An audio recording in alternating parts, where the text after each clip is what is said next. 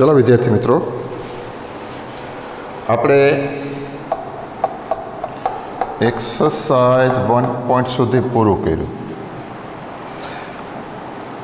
એની આગળના ઉદાહરણો 1 થી 4 1.4 પહેલાંના ઉદાહરણો જે તે એક્સરસાઇઝ ઉપર આધારિત છે. એ બધા ઉદાહરણો જે તે સમયે મેં હોમવર્કમાં આપી દીધા છે. આજે આપણે પ્રકરણ સ્વાધ્યાય મેઇન એક્સરસાઇઝ 1 સ્ટાર્ટ કરીએ. જો મિત્રો, એક્સરસાઇઝનો એક્ઝામ્પલ નંબર 1 છે. ક્લિયર? Example number 1. અહીંયા આપણને એક સુરેખ વિધેય આપેલું છે. એવું વિધેય જે મેળવો કે જેથી આ શરતનું પાલન થાય. g of f is equal to f of g is equal to ir થાય. બરાબર? અહીં f from r to r f of x બરાબર શું છે? 10x plus 7. હવે જો f સુરેખ છે, ir એટલે તદ્દે વિધેય, એ પણ સુરેખ થાય. એનો મતલબ એમ કે g સુરેખ વિધેય હોવો જોઈએ. ધારો કે g from r to r g of x is equal to ax plus b. ab belongs to r, a not equal to 0. એવું વિધેય છે કે જેથી f of g બરાબર g of f બરાબર તદ્દે વિધેય. બરાબર? આપણે એવું વિધેય મેળવવાનું કીધું છે, તે સુરેખ વિધેય આપણે ધારી લીધું. હવે ir એટલે r થી r વિધેય છે, તો f of g, f અને g નું સંયોજિત વિધેય, g અને f નું સંયોજિત વિધેય અને તદ્દે વિધેય, એ બધા ક્યાંથી ક્યાં સુધીના વિધેય થાય? r થી r સુધીના થાય. તો હવે પ્રત્યેક x બિલોંગ્સ ટુ r માટે f અને g ના સંયોજિત વિધેય f of g at x is equal to ir at x થાય. તો આના પરથી શું કહી શકાય? તો કે f of g of x is equal to x થાય. બરાબર?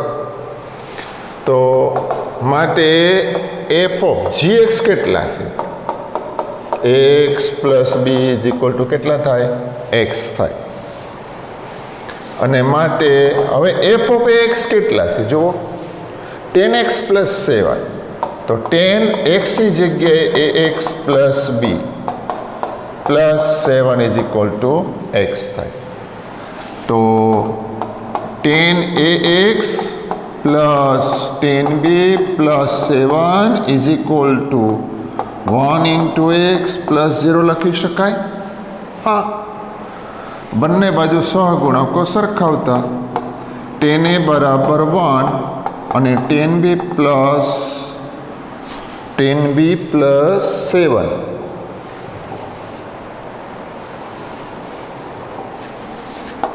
10b plus 7 is equal to 0. a બરાબર 1/10 અને b બરાબર -7/10 મળે. માટે gx શું થાય? gx is equal two ax plus b. એનો મતલબ એમ કે x -7/10 તથા પ્રત્યેક x બિલોંગ્સ ટુ r માટે g of f, બીજું શું આપણે આપેલું છે? ગોપ. જો મિત્રો, f of g એના બરાબર આયાત થાય અને g of f બરાબર પણ આયાત થાય એવું થવું જ જોઈએ. માટે g of f at x is equal to ir at x. આ કેટલા થાય? g of f of x is equal to x. કેમ? એ તદ્દે વિધેય છે મિત્રો. તો g of f of x કેટલા છે? 10x plus 7 is equal to a. gx કેટલા છે? તો કે ax plus b એ ઇન્ટુ એક્સની જગ્યાએ કેટલા આવશે 10x plus 7 plus B is equal to so 10ax 7a plus B is equal to 1 into X plus 0 બંને બાજુ સહગુણકો સરખાવીએ આપણે તો 10a is equal to 1 7a plus B is equal to 0 a is equal to 1/10 તથા b is equal to -7a -7 into 1/10 એટલે -7/10 તો gx શું આવે ax પ્લસ બી એ કેટલો 1/10 ઇન્ટુ એક્સ આ કેટલા -7/10 x -7/10 અને માટે g from r to r g of x બરાબર કેટલા મળ્યા બંને શક્યતામાં x -7/10 અહીંયા પણ જુઓ અને અહીંયા પણ જુઓ એવું વિધેય મળે કે જેથી શું થાય f of g is equal two g of f is equal two ir આ વાંચવા માટે આપણે f of g કહીએ છીએ હો એ વાંચીએ છીએ હકીકતમાં એ બે વિધેયોનું સંયોજન છે હા અહીંયા થોડીક તમને એક વસ્તુ યાદ દેવડાવી દઉં ફરીથી ખાસ આપણે યાદ રાખશું ચેપ્ટર પૂરું થવા આવ્યું છે ફરી યાદ રાખીએ કે a from a to B તથા g from c to D માટે આના માટે જો મિત્રો મેઇન એક્સરસાઇઝ લઈએ છીએ એટલે આખો કન્સેપ્ટ ફરીથી રિવાઇઝ થશે બરાબર આ બે વિધેયો માટે જીનો વિસ્તાર એ એફના પ્રદેશનો ઉપગણ હોય જીનો વિસ્તાર એફના પ્રદેશનો ઉપગણ હોય તો એફ અને જીનું સંયોજિત હોય તો એફઓજી વ્યાખ્યાયિત થાય અને એ ક્યાંથી ક્યાં સુધીનો વિધેય થાય એફઓજી જીના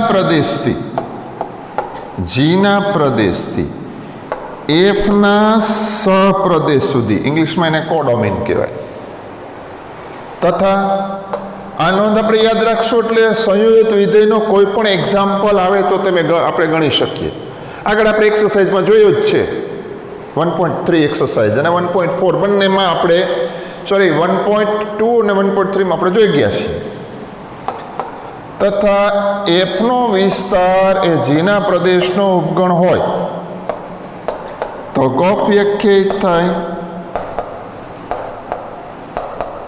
અને ક્યાંથી ક્યાં સુધીનો વિધેય થાય અને ગોફ છે એફના પ્રદેશથી જીના સહપ્રદેશ સુધીનો વિધેય બને ખ્યાલ આવ્યો મિત્રો આ વસ્તુ આપણે તો યાદ રાખી લઈશું આટલો પાઠ આ નોંધ તો આપણું કામ સંયોજિત વિધેયવાળો પાઠ પૂરો થઈ જશે એ તમે કોઈ પણ આસાનીથી સમગણી શકશો બરાબર છે નેક્સ્ટ વિધેય એક્ઝામ્પલ આ છે એક્ઝામ્પલ નંબર 2 એક્સરસાઇઝનો જુઓ શું આપ્યું છે એફ એ પૂર્ણ સંખ્યાઓનો ગણ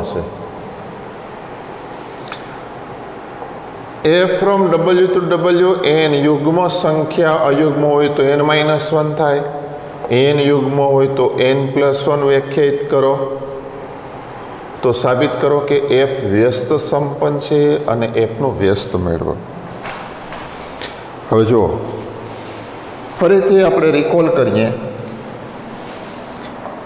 કે એફ ફ્રોમ પહેલાં તો વિધેય છે શું આપી દો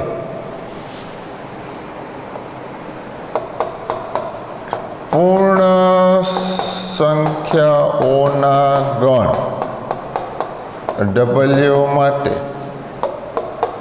F from W to W વિધેય એફ ઓફ એક્સ આપણને શું આપેલું છે n-1 ક્યારે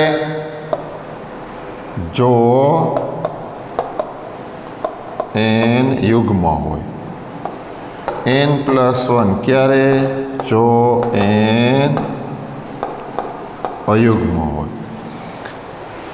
તો આ પ્રકારના એક્ઝામ્પલ આપણે આગળ જોઈ ગયા કે એક અને વ્યાપ્ત છે કે કેમ એ ચેક કરવાના. તો અહીંયા જે રીત આ સંખ્યા માટે અથવા તો આ એક્ઝામ્પલ માટે જે રીત કામની છે એ રીત એવી રીતની થશે કે આપણે એને એક અને વ્યાપ્તવાળો પાર્ટ જ જોવો પડશે. શું? એ નોંધ તરીકે લખું A from A to B કેવું હોય? એક અને વ્યાપ્ત હોય તો જ F વ્યસ્ત સંપન્ન થાય. અને F ઇન્વર્સ ક્યાંથી ક્યાં સુધીનો વિધેય થાય? F તથા A B થી A સુધીનો વિધેય થાય. આ પાઠ છે. હવે એમાં બે શબ્દ પ્રયોગ આપણે વાપર્યા, એક અને વ્યાપ્ત. આ ફાઇનલ એક્સરસાઇઝ હોવાથી ફરીથી બધી વ્યાખ્યાઓ હું રિકોલ કરી દઉં છું તમને, જેથી કરીને તમને ફરીથી યાદ આવી જાય. આ એક્ઝામ્પલ ગણતા પહેલી નોંધ, વ્યસ્ત સંપન્ન છે એમ સાબિત કરવાનું કીધું. જુઓ, એનો મતલબ એમ કે આ એક અને વ્યાપ્ત છે એમ આપણે સાબિત કરવું જોશે.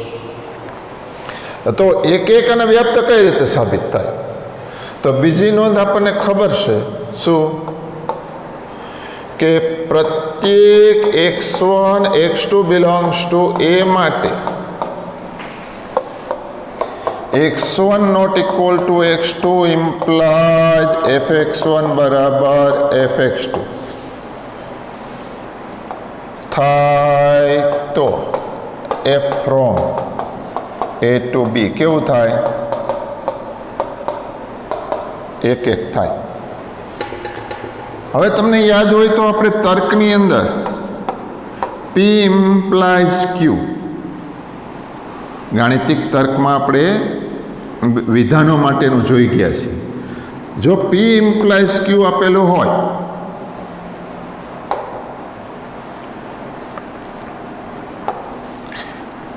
આ પાર્ટ છે આપણો P, આ પાર્ટ આપણો Q, બરાબર? તો આ વિધાનોનું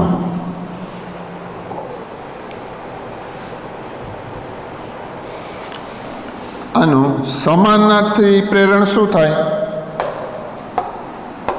નિષેધ Q ઇમ્પ્લાઇઝ નિષેધ P થાય ને. તો અહીં શું લખાય? અથવા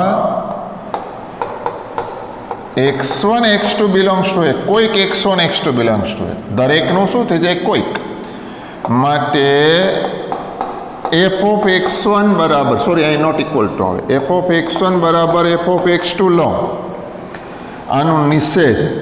તો આ વાતનું નિષેધ શું થાય? ઇક્વલ ટુ ઇમ્પ્લાઇઝ આનું નિષેધ શું થાય? x1 બરાબર x2. તો પણ વિધેય જે છે એ કેવું આવે? એક થાય તો F from A to B એક છે. ખ્યાલ આવ્યો? સરસ. હવે તમે ધ્યાન આપજો, ત્રીજી નોંધ જોવાની છે વ્યાપ્ત વિધેય.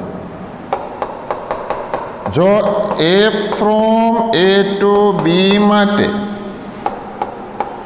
રેન્જ ઓફ F બરાબર સહપ્રદેશ વિધેયનો, આ વિધેયનો સહપ્રદેશ થાય તો F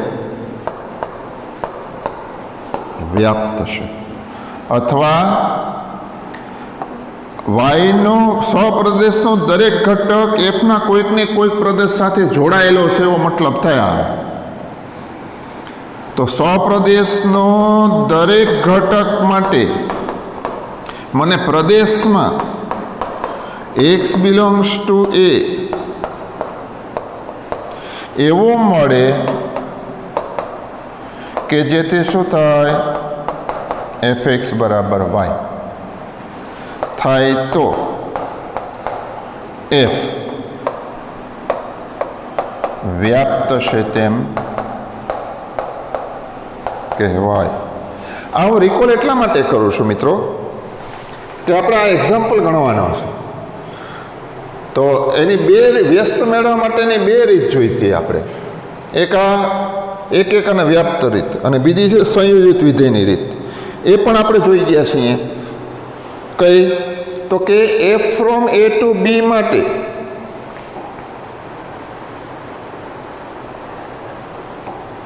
શું છે? ચોથી નોંધ લઈ લઈએ. a from a to b માટે મને g from b to a એવું મળે કે જેથી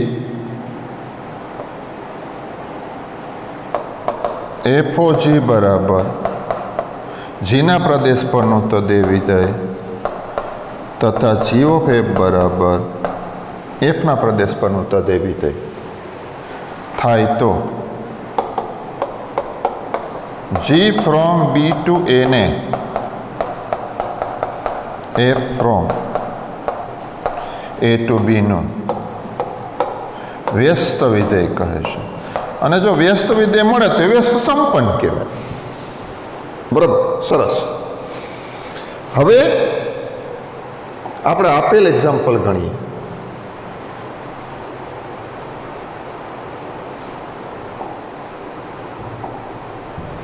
જો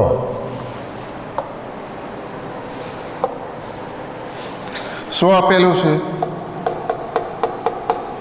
a from w to w f of n બરાબર શું આપેલું છે મિત્રો? n માઇનસ 1 n યુગ્મ હોય તો n માઇનસ 1 n કેવો હોય? યુગ્મ હોય. n પ્લસ 1 n કેવો હોય? અયુગ્મ હોય. તો પહેલાં તો આપણે એને એક અને વ્યાપ્ત સાબિત કરીએ. બરાબર. Case 1 x1 x2 belongs to w કેવા હોય? યુગ્મ હોય. અને તથા f ઓફ x1 બરાબર હું f ઓફ x2 લઉં, અને તો x1 બરાબર x2 મારે સાબિત કરવા પડે ને. હા, યુગ્મ લીધા તો અહીંયા કેટલા આવશે? તમે x1 x2 જગ્યાએ n1 n2 પણ લઈ શકો. હો, x1 x2 પણ લઈ શકાય. તો x1 માઇનસ 1 બરાબર x2 માઇનસ 1 આવે તો મને શું મળે? x1 બરાબર x2. બરાબર. બીજી શક્યતા x1 x2 belongs to w કેવા હોય? અયુગ્મ હોય. તો અયુગ્મ માટે અયુગ્મ હોય તથા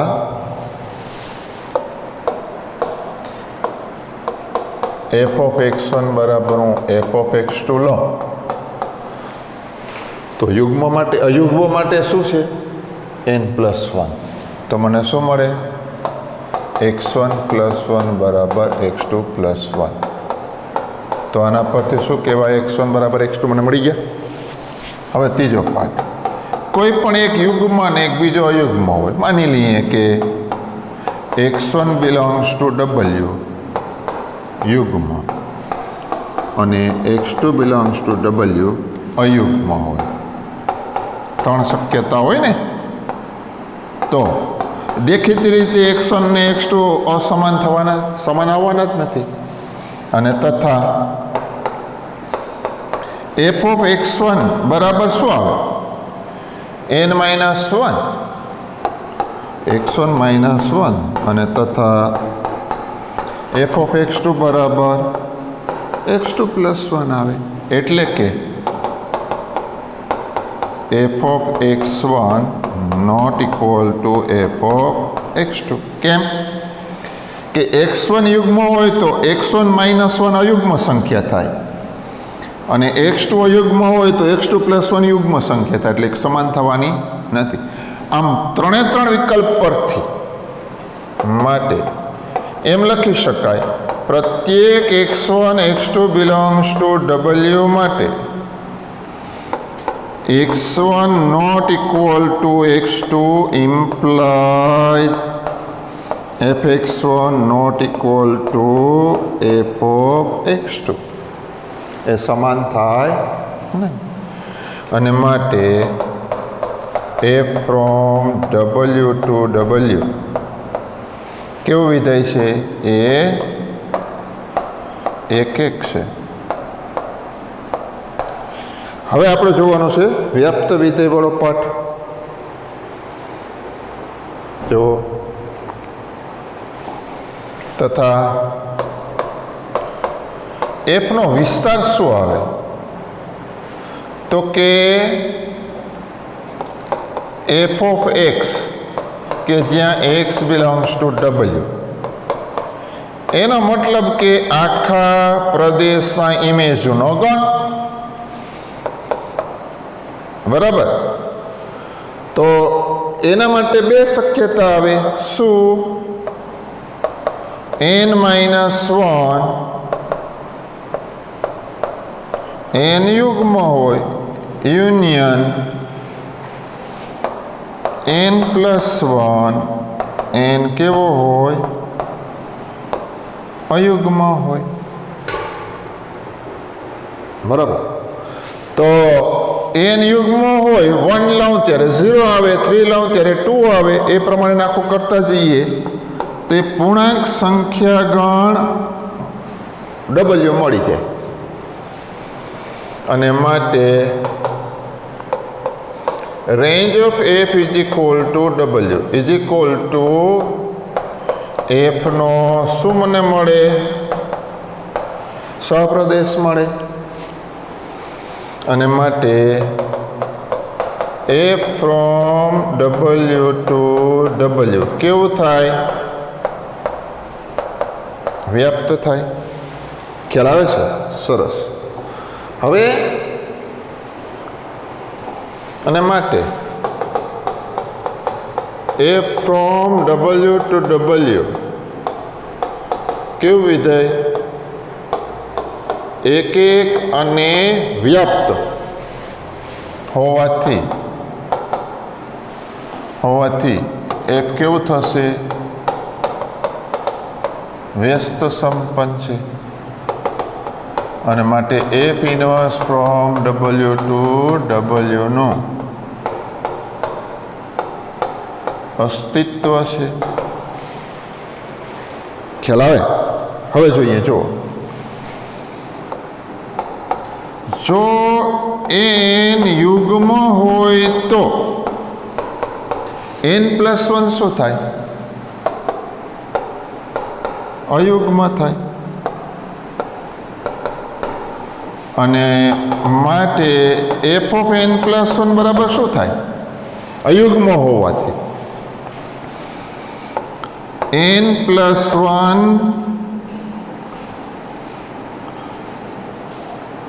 યુગ્મ હોય તો આપણે શું શબ્દ પ્રયોગ વાપરેલો છે?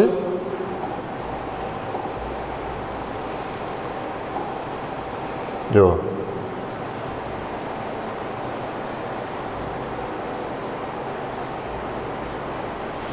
n અયુગ્મ હોય તો n-1 છે ને n યુગ્મ હોય તો n+1 છે. n-1 n યુગ્મ નહીં અયુગ્મ હોય. સોરી, એટલે ટૂંકમાં અહીં સુધી ભલે પાટેવર્યો આપણે હા એ બદલી પણ શકાય, પણ આપણે અહીંયા રાખીશું આ n કેવો હોય?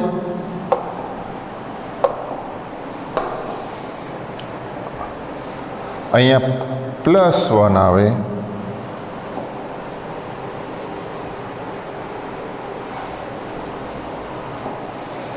અહીંયા n-1 આવે. બરાબર? જો હવે એમાં આપણે અહીંયા લખ્યું હતું આ બધી અહીંથી આપણે એક્ઝામ્પલ સ્ટાર્ટ કર્યો બરાબર તો અહીંયા n+1 અને અહીંયા લખીશું n-1 હવે આ યુગ્મ હોય તો અહીંયા કેવા આવે પ્લસ તો ઇક્વલ થઈ જશે અયુગ્મ હોય તો અહીંયા કેવા આવશે માઇનસ અહીંયા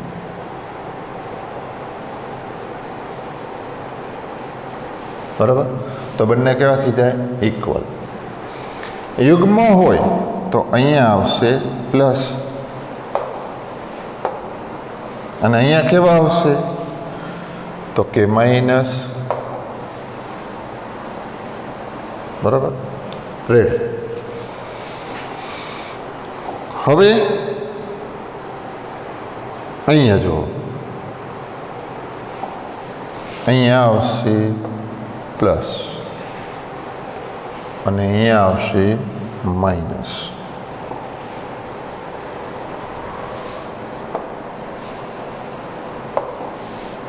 રેડી હા હવે એક એક અને વ્યાપ્ત થયું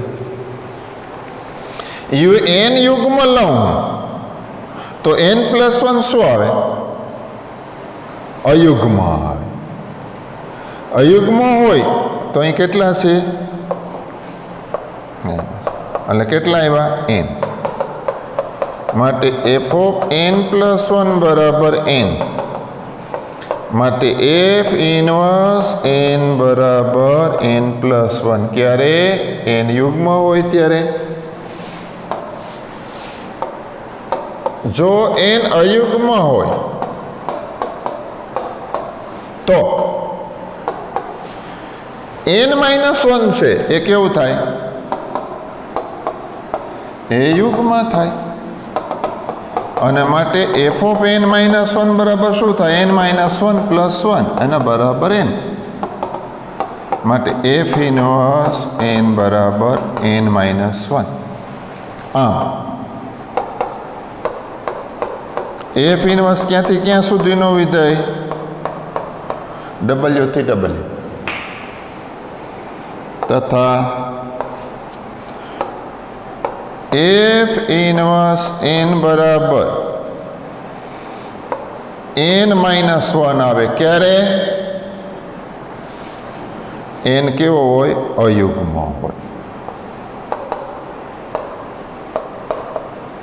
અને n યુગ્મ હોય ત્યારે કેટલા આવે છે n+1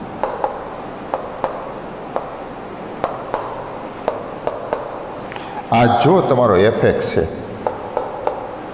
આ જ f(n) છે અને માટે f−1 બરાબર f પોતે આ એક ખૂબ જ અગત્યનો એક્ઝામ્પલ યુગ્મ અયુગ્મ માટેનો છે નેક્સ્ટ એક્ઝામ્પલ લઈએ બહુ સિમ્પલ છે મિત્રો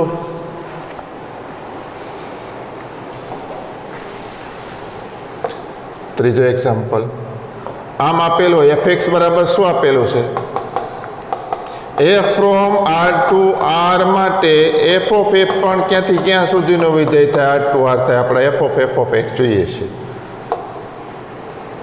પ્રત્યેક x બિલોંગ્સ ટુ r માટે f at x બરાબર f થાય તો f શું છે f(x² - 3x + 2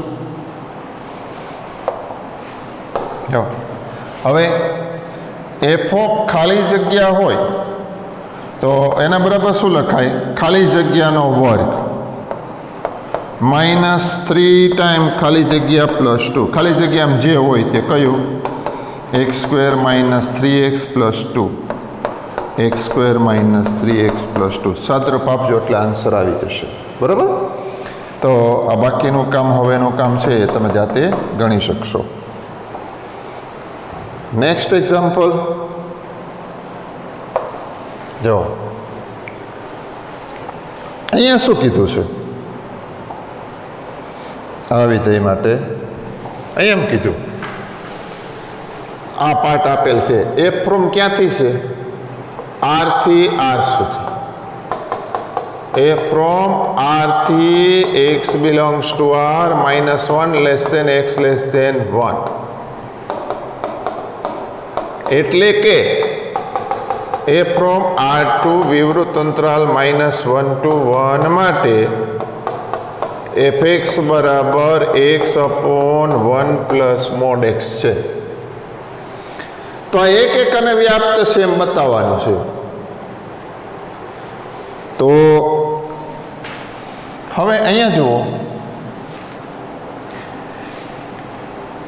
x greater than or equal to 0, x less than or equal to 0. x belongs to r છે ને, તો એમાં ધન સંખ્યા હોય અને ઋણ સંખ્યા હોય, તો એના બરાબર વિધેયને આપણે એક અને વ્યાપ્ત બતાવવું છે. બરાબર? તો શું લખીશ? પહેલો વિકલ્પ x greater than or equal to 0, અથવા તો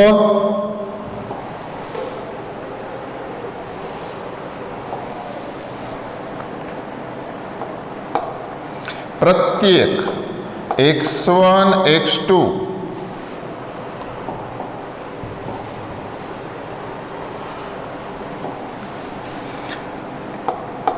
x1 greater than or equal to 0, x2 greater than or equal to 0 માટે f of x1 બરાબર f of x2 લઈએ આપણે. તો પહેલા તો મને શું મળે? x1 upon mod x1 બરાબર x2 upon 1 plus mod x2 મળે. આ નોન નેગેટિવ છે, તો શું મળે મને? x1 upon 1 plus x1 બરાબર x2 upon 1 plus x2 મળે. તો ચોકડી ગુણાકાર કરી તો મને શું મળશે? x1 plus x1 x2 બરાબર x2 plus x2 x1 x2 x1 cancel. શું મને મળી ગયું? x1 બરાબર x2 મળી ગયા. બીજો વિકલ્પ એનો શું જોવાનો છે? બીજો વિકલ્પ x1 less than 0, x2 less than 0 માટે x1 અને x2 બેને આપણે ઋણ લઈ લઈએ.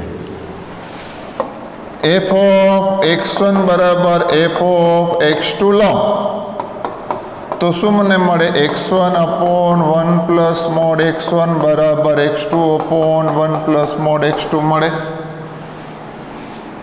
તો એના બરાબર શું? x1 upon 1 minus x1 બરાબર x2 upon 1 minus x2 મળે. તો ચોકડી ગુણાકાર કરીએ તો x1 minus x1 x2 is equal to x2 minus x2 x1 A cancel થાય એટલે શું મળે? x1 બરાબર x2 મળે. કા અણઋણ હોય ને કા ઋણ હોય. હવે ત્રીજી શક્યતા આમાં લેવી પડે ને. એક તો એ પેલા બે 0 હોય, x1 x2 બરાબર 0 માટે f of x1 બરાબર f of x2 બરાબર 0 જ મળે, કારણ કે 0 upon 1 plus mod 0 0 જ થઈ જાય. અને હવે x1 નોન નેગેટિવ લો અને x2 નેગેટિવ લો, એના માટે x1 not equal to x2 થવાના જ. અને તથા fx1 x1 upon 1 plus mod x1 બરાબર x1 upon 1 plus x1 આવે. અને f of x2 બરાબર x2 upon 1 plus mod x2 બરાબર x2 upon 1 minus x2 આવે. તો આ બંને ક્યારેય સમાન થાય નહીં હોવાથી આ f of x1 not equal to f of x2 થાય. આમ શું કહી શકાય? માટે પ્રત્યેક x1 x2 belongs to R માટે x1 not equal to x2 implies f of x1 not equal to f of x2 ભિન્ન ઘટકોનું ભિન્ન પ્રતિબિંબ મળે જ છે. અને માટે f from where to where? f from R to વિવૃત અંતરાલ -1 to 1a એક છે. હવે વ્યાપ્ત વિધેય માટે મારે એનો વિસ્તાર મેળવવો પડે. બરાબર. હવે જુઓ, પ્રત્યેક x બિલોંગ્સ ટુ R જે છે એના માટે mod x greater than or equal to 0 થાય. તો 1 plus mod x greater than or equal to 1 થાય. તો 1 અપોન 1 પ્લસ મોડ x એ less than or equal to 1 થાય. ખ્યાલ આવે છે? Less than or equal to 1 વાળો પાર્ટ, આ પાર્ટ અને x બિલોંગ્સ ટુ R છે એ બધી ગણતરી કરીએ તો એની જે કિંમત આવશે રેન્જ ઓફ f, બરાબર, એ કેટલી આવશે? વિવૃત અંતરાલ -1 to 1. હવે એના માટે અહીં જુઓ,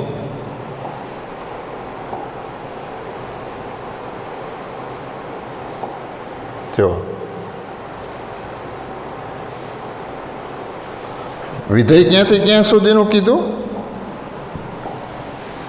અહીંયા છે ને, આ -1 to 1 જો આના માટે આ તો 1 અપોન 1 પ્લસ મોડ x છે.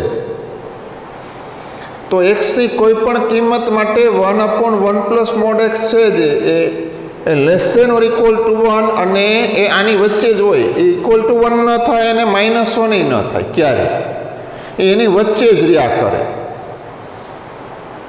ખ્યાલ આવે છે? તો આના આધારે આપણે વિધેયનો વિસ્તાર જે છે રેન્જ ઓફ f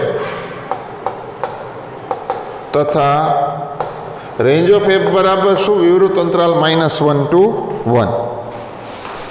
હવે એ જોતું હોય તો એ કરતાં પહેલાં આપણે એ પહેલાં જોઈ લઈએ. ઉભા રહો. એ ખરેખર શું આવે? એ આવે f of R આવે. કોઈ પણ કિંમત તમે લઈને જુઓ કે x છે એ greater than or equal to 0 માટે, નહીંતર તો આપણે એવું પણ લઈ શકીએ કે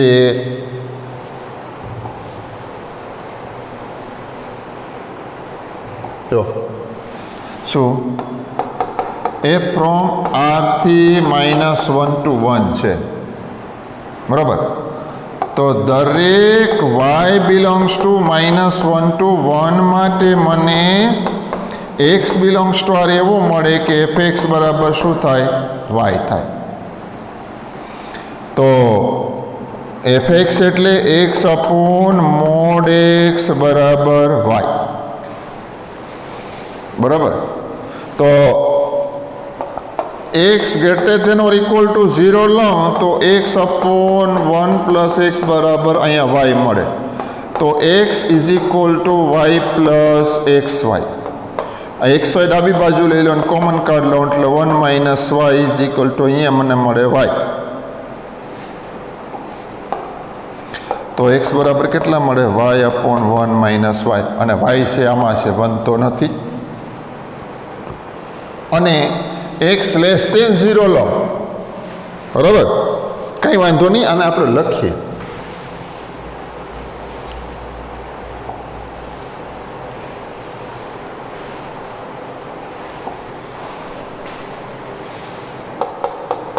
-1 to 1 છે તેમ બતાવીશું. આ રેન્જ આની આટલી છે એમ બતાવીશું. પ્રત્યેક y બિલોંગ્સ ટુ -1 to 1 માટે x belongs to R એવો મળે કે જેથી f of x બરાબર y. પહેલો part x greater than or equal to 0 તો f of x બરાબર y implies x upon 1 plus mod x બરાબર y. એના પરથી x upon 1 plus x બરાબર y. x is equal to y plus xy. x ને common લઈ લઈએ, xy ને ડાબી બાજુ લઈ જઈને 1 minus y બરાબર y. તો x બરાબર y upon 1 minus y. બરાબર, આ x ની આ કિંમત મળી. અને તથા x લેસ ધેન 0 તો f of x બરાબર y implies x બરાબર શું? x upon 1 plus mod x બરાબર y implies x upon 1 minus x બરાબર y implies x is equal to x minus xy. તો x into 1 plus y બરાબર y implies x બરાબર y upon 1 plus y મળે. બરાબર, તો આ મને કિંમત તો બધી મળી ગઈ અને માટે પ્રત્યેક y belongs to -1 to 1 માટે x belongs to r એવો મળે કે જેથી fx બરાબર y અને માટે f from r2 -1 to 1 વ્યાપ્ત છે. હવે એક એક અને વ્યાપ્ત છે અને માટે f from r2 -1 to 1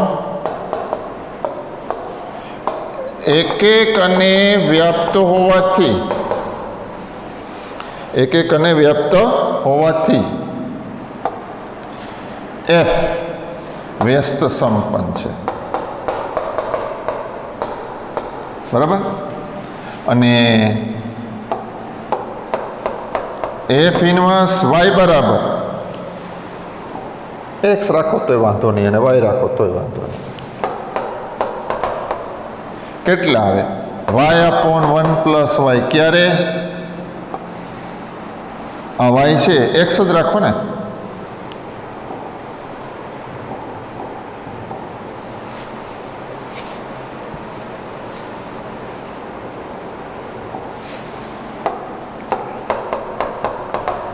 કેટલા? x upon 1 plus x. આ ક્યારે મળે છે? x greater than or equal to 0. નહીં, આ મળે.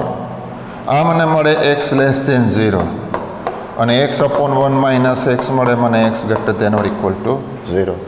તો આ રીતે વિધેયનું વ્યસ્ત વિધેય પણ મળી જાય. Next example. આ બહુ સિમ્પલ છે મિત્રો.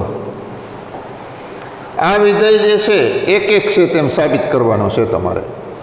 આમ તો ખરેખર આપણા આગળની એક્સરસાઇઝ જ્યારે સ્ટાર્ટિંગમાં જોયું હતું ને 1.1 એક્સરસાઇઝમાં, એમાંનો એક એક્ઝામ્પલ છે જ આ ટાઈપનો, ગણેલો છે. એટલે હોમવર્કમાં આપી દો મિત્રો.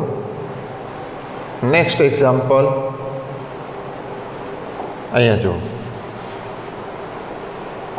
અહીં ધ્યાન આપજો. f from n to z અને g from z to z ના એવા ઉદાહરણ આપો કે જેથી ગોફ એક એક હોય પરંતુ જી એક એક ન હોય. જો અહીંયા સૂચન આપે છે, પરીક્ષામાં સૂચન ના આપે એટલે આપણે યાદ રાખવું પડે કે fx બરાબર કેટલા લ્યો? x લ્યો ને gx બરાબર mod x લ્યો તો જે ગોફ આવશે એક એક આવશે અને જી એક એક નહીં થાય. આવા એક્ઝામ્પલ આપણે આગળ જોયેલા છે, તો એનો ઉપયોગ કરશો તો સરળતાથી આ એક્ઝામ્પલ થઈ શકશે. સો આઈ એમ લિવિંગ ફોર યુ, તમારા માટે રાખી દો. નેક્સ્ટ એક્ઝામ્પલ અહીં જુઓ. એમાં શું કીધું? બે વિધેયો f from n to n, gen to n ના ઉદાહરણ આપો કે જેથી ગોફ વ્યાપ્ત હોય પરંતુ f વ્યાપ્ત ન હોય. આગળ એક એક માટે જોયું તો વ્યાપ્ત માટે જોયું. તો fx બરાબર આ લેવાનો ને gx બરાબર આવી રીતે લેવાનો. નો વિચાર કરો, ઉદાહરણ આપી જ દીધા છે. તમારે ખાલી ગોફ વ્યાપ્ત છે એમ સાબિત કરે. ગોફનું એ ક્યાંથી ક્યાં સુધીનું વિધેય થશે જુઓ. ગોફ છે f from n to n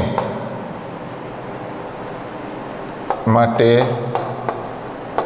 f of x બરાબર x plus 1 તથા g from n to n માટે g of x બરાબર કેટલા લ્યો x minus 1 x greater than 1 1 x બરાબર 1 બરાબર. આના માટે હવે તમે જોજો,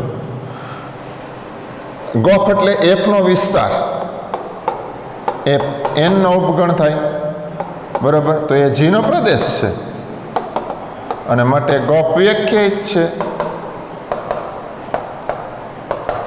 બરાબર. અને તથા એ ક્યાંથી ક્યાં સુધીનું વિધેય થાય?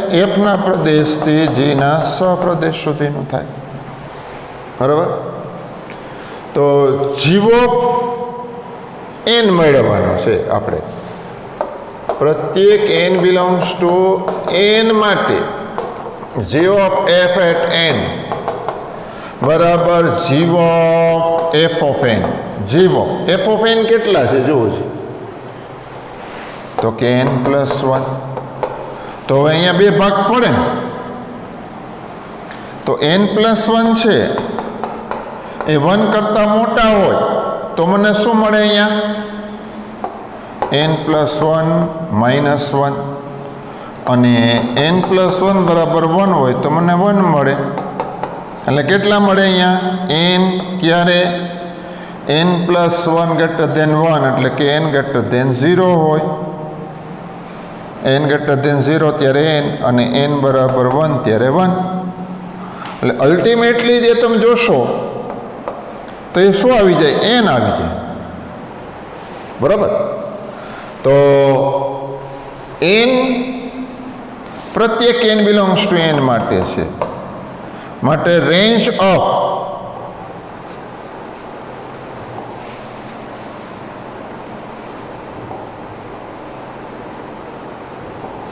માટે range of g of f g of f is equal to n belongs to n is equal to n. એ શું આવ્યું? g of f નો સપ્રદેશ માટે કેવું છે? વ્યાપ્ત છે. માટે ગોફ વ્યાપ્ત છે. એ એક એક નથી g. કેમ? તો કે g of 2 બરાબર શું થાય? 2 minus 1 બરાબર 1 અને g of 1 બરાબર 1 માટે 1 નોટ ઇક્વલ ટુ 2 છતાં પણ g of 1 બરાબર g of 2 માટે g વ્યાપ્ત નથી. ખ્યાલ આવે? એટલે આવા એક્ઝામ્પલો આવે ને તો આપણે બે યાદ રાખવા પડે બરાબર. આગળનો એક્ઝામ્પલ આપણે યાદ રાખવો પડે.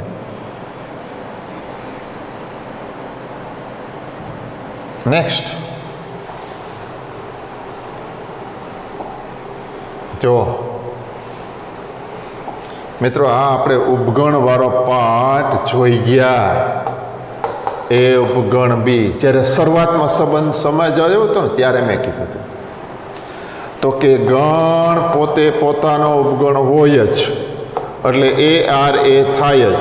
એટલે કેવો થાય? સ્વવાચક સંબંધ થાય. એ ઉપગણ બી હોય તો બી ઉપગણ એ ન પણ થાય. એના માટે તમારે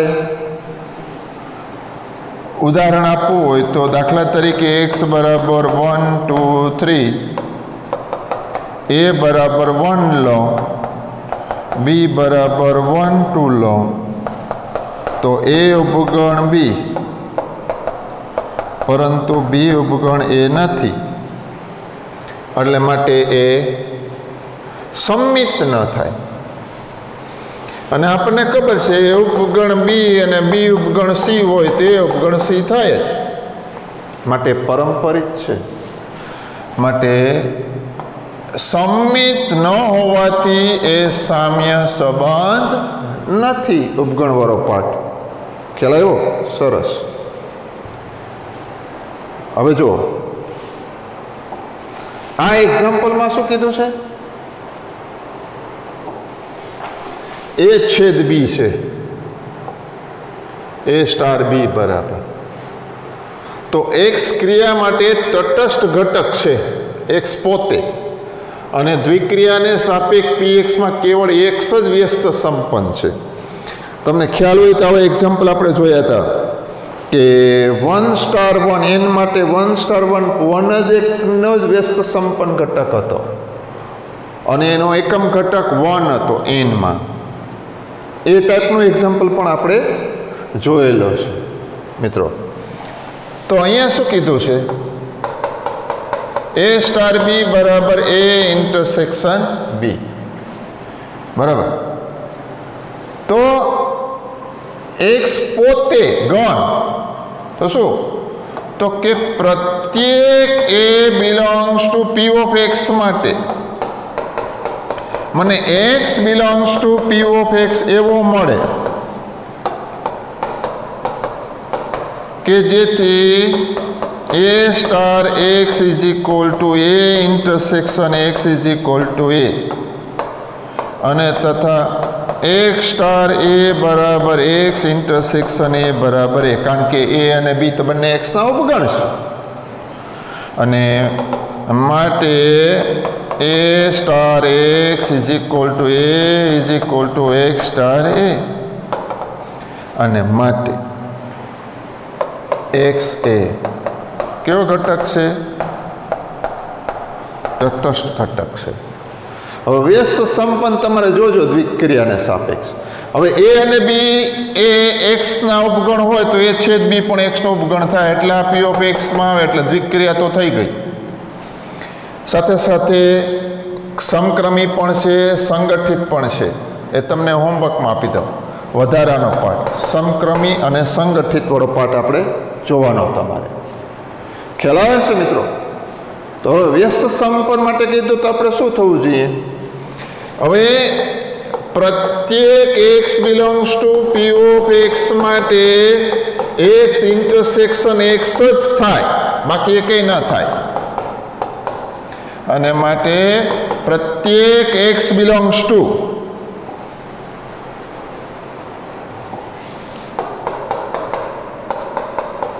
અથવા તો એક્સ બિલોંગ્સ ટુ એક્સ માટે એક જ લેવાનું છે. પ્રત્યેક શબ્દ પ્રયોગ એટલા માટે નહીં કરી શકીએ કારણ કે એ પોતે એક્સ જ ગણ છે.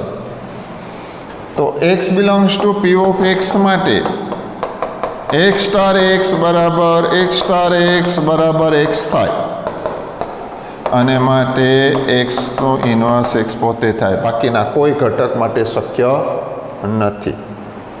ખ્યાલ આવ્યો મિત્રો? સરસ. તો અહીં સુધીનું કામ મિત્રો એક્સરસાઇઝમાં આપણે પૂરું કરી દીધું છે. બધા કન્સેપ્ટ આવી ગયા.